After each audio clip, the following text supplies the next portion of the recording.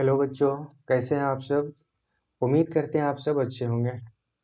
आज हम लोग जो टॉपिक पढ़ने जा रहे हैं वो है त्रिकोणमिति। त्रिकोणमिति होता क्या है और इसका यूज क्या है, इन सभी चीज़ों के बारे में पढ़ेंगे। तो त्रिकोणमिति जानने से पहले हमें समकोण त्रिभुज के बारे में जानना जरूरी है, क्योंकि त्रिकोणमिति में समकोण त्रिभुज का बहुत महत्वपूर्ण रोल होने वाला है। तो समकोण त्रिभुज हम लोग किसे बोलते हैं, जिसकी एक कोण 90 डिग्री का है। मान के चलिए एक ये त्रिभुज हम बनाते हैं, तो समकोण एक ये भी मेरा त्रिभुज है और एक ये भी मेरा त्रिभुज है। त्रिभुज मीन्स कि जिसकी तीन भुजा हो वो सभी त्रिभुज होते हैं। तो ये भी त्रिभुज है, ये भी है, ये भी है, लेकिन इसका एक कोण 90 डिग्री का है, तो समकोण इसको हम बोलेंगे। इंग्लिश में राइट एंगल ट्रायंगल बोला जाता है।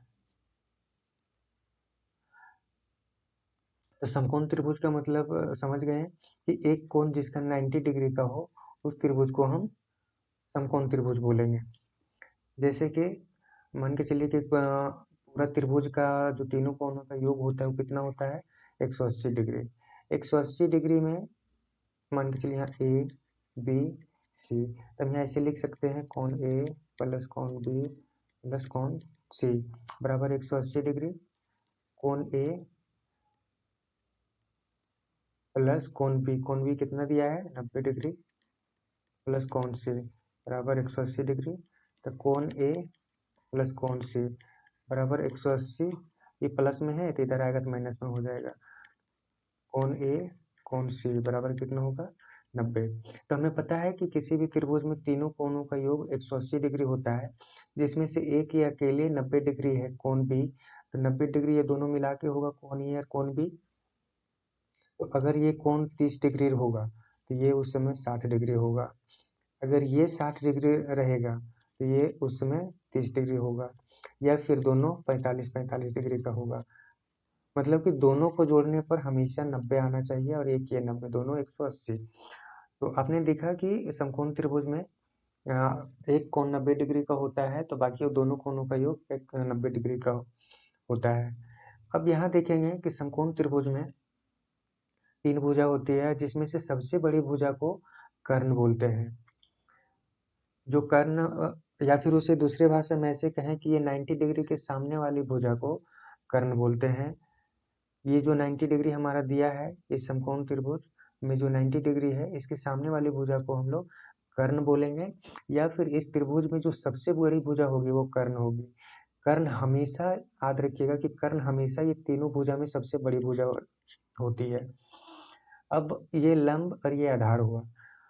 अगर जो हम मान के लिए ये कर्ण जिस भुजा के साथ मिलके कोण बनाती है वो आधार कहलाती है, और उसके सामने वाली भुजा हमेशा लंब होती है। जैसे ये हमारा कर्ण है, तो ये कर्ण ये इस भुजा के साथ मिलके बना रही है, तो जिसके साथ मिलके ये कोण बनाती है वो आधार कहलाता है।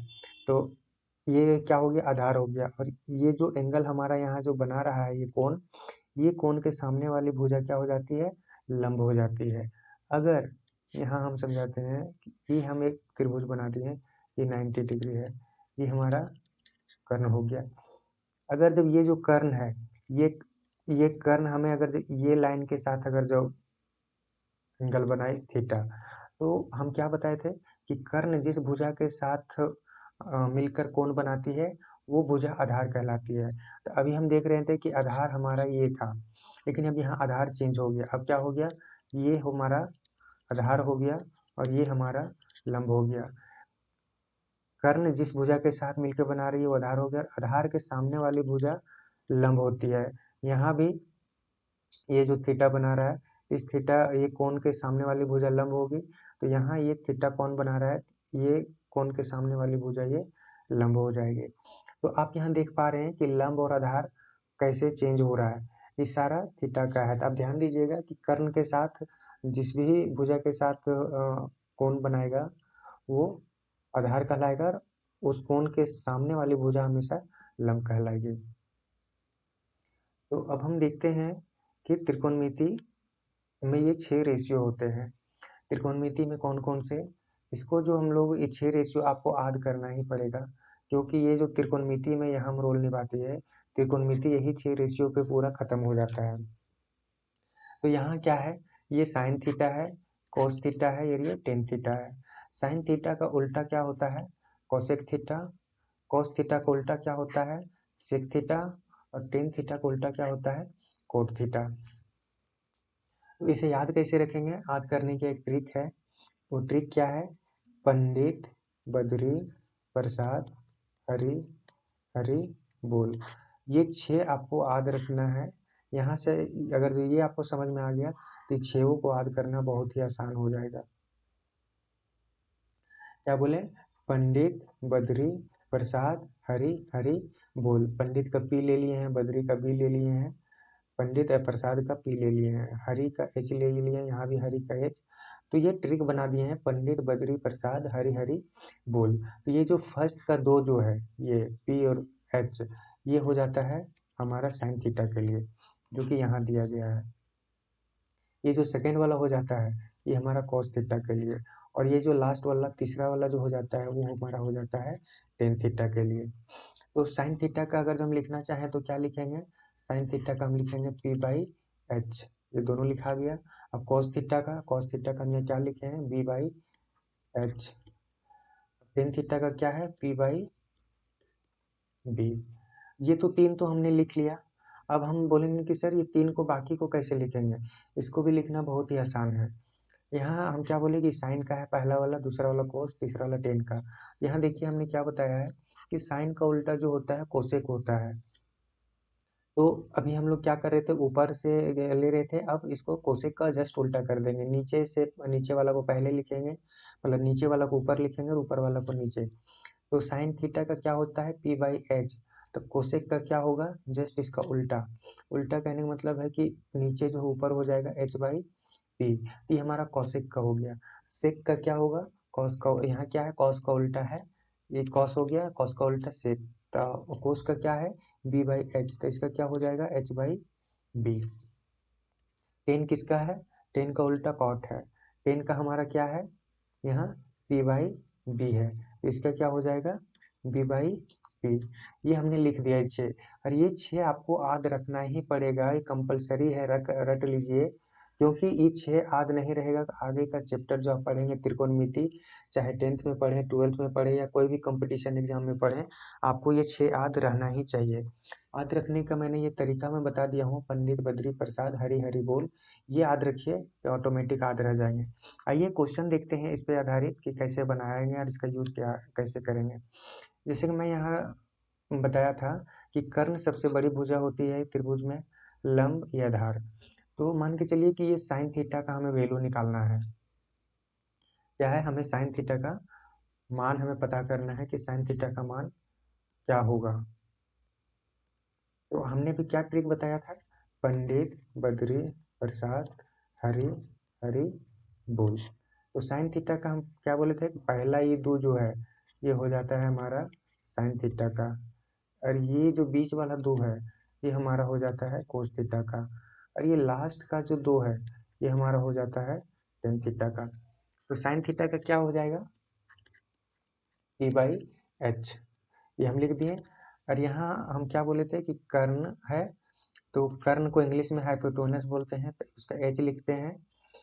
आधार को बी से डिनोट करते हैं, पी लंब को पी से, क्योंकि परपेंडिकुलर होता है उसका पहला लेटर पी लेते हैं।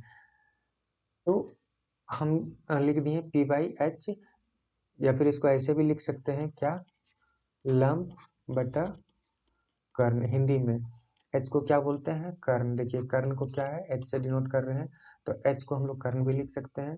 तो यहाँ हम क्या लिखेंगे, साइन थीटा बराबर क्या है, पी बाई एच, या फिर लंब बटा कर्ण बराबर क्या होगा, लंब मेरा कितना दिया हुआ है, 4 दिया हुआ है, ये हम 4 लिख देंगे। और कर्ण कितना दिया हुआ है, 5 दिया हुआ है, यहाँ 5 दे देंगे। ये हमारा आंसर बन गया। अगर जो आगे पूछ ले कि कॉस का हमको बताइए, कॉस थीटा का क्या होता है, तो कॉस का हम क्या बोले थे कि देखिए दूसरा वाला है, तो कॉस का क्या हो जाएगा, बी बाई एच।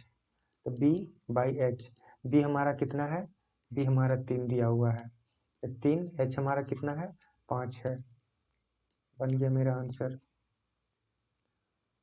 हम अगर जो 10 का निकालना चाहें, तो टेन थीटा का क्या हो जाता है, पी बाई बी। पी हमारा क्या है, 4 है, और बी हमारा क्या है, 3 है। इसी तरह से बाकी 3 का भी निकाल देंगे।